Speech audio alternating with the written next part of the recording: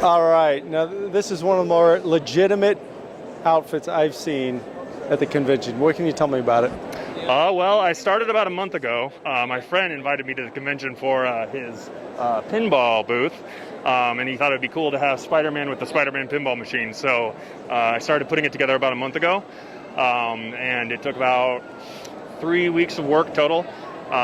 It's based off of the next Spider-Man movie. It's not like the old version or anything. And yeah. So what did it take to make? Well, I made the pattern from scratch in Photoshop, and then I printed it out onto paper and then traced that onto the fabric, and then I used puff paint to make the webbing on the suit.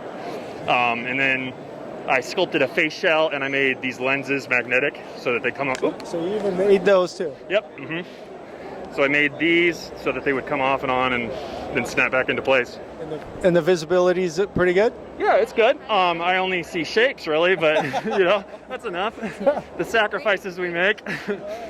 So what's your name and where are you from? My name is McLean. I'm from Denver. I live in Los Angeles though. Well, my full name is McLean Krieger, if you want to know. But yeah. Yeah, this is, I sculpted the face shell, and then I sculpted the curve of these lenses, and then I made a blank with that curve that I bent this plexiglass with. Then once I had the finished lens, I came back to the sculpt of the face shell and sculpted it so that this fits in, you know, really snug. Yeah. And then it's got places for these magnets, so it just snaps right in there. This is pretty accurate, pretty thin, because you don't really think that there's something in front of your face when you're wearing it. Well, exactly. That's the idea. You don't want someone to think, oh, he's got a plastic mask underneath his mask. You know, you want them to think, oh, that's his head and the lenses are just attached. That's awesome. So what was the hardest part? Oh, the hardest. What part did you think, forget it, this is not going to work, I can't get away with it? Or was there one? Oh, absolutely. This is actually a really challenging project. The hardest thing, I would say, probably the sewing.